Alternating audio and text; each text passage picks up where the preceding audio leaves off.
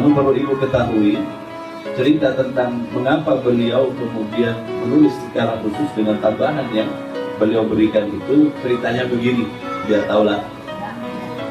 Di antara apa yang Allah berikan kepada ayahanda, kepada ayah saya, beliau di dalam pikirnya, beliau bertemu dengan Imam Al-Haddad seolah-olah berziarah ke kubur beliau.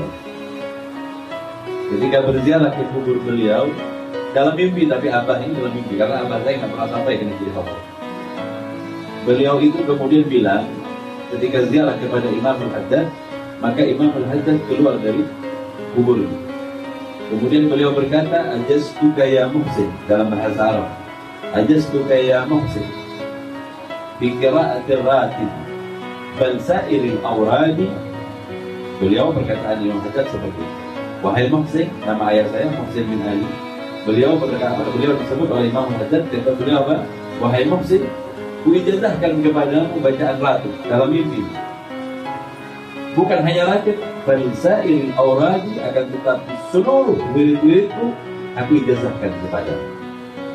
Dulu di masa kita masih kecil sudah tahu abah punya begitu. Al-Haddad bagi kita adalah hal yang sudah lazim. Seringkali kita baca dengan bertawassul menggunakan nama beliau, karena beliau yang dapat.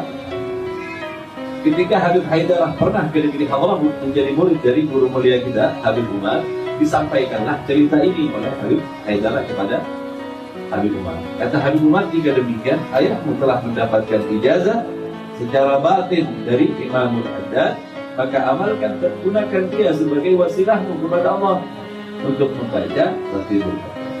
Habib Haidarah punya ijazah pembacaan Ratibul Haddad dari Sayyidil Habib Umar, dan kita sebagai anak-anak dari ayahanda kami tadi itu, kami punya hak prioritas yang khusus untuk mengamalkan sebagaimana yang didapatkan beliau di dalam mimpi untuk kami saja.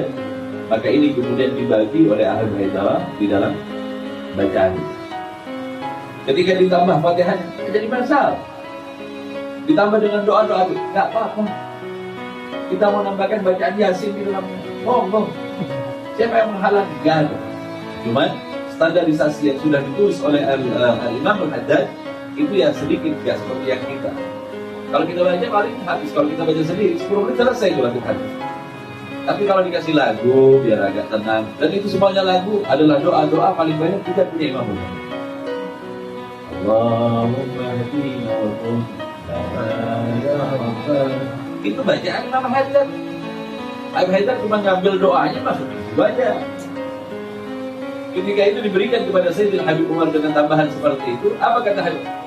Lakukan apa yang kau lakukan, tambah nggak apa-apa.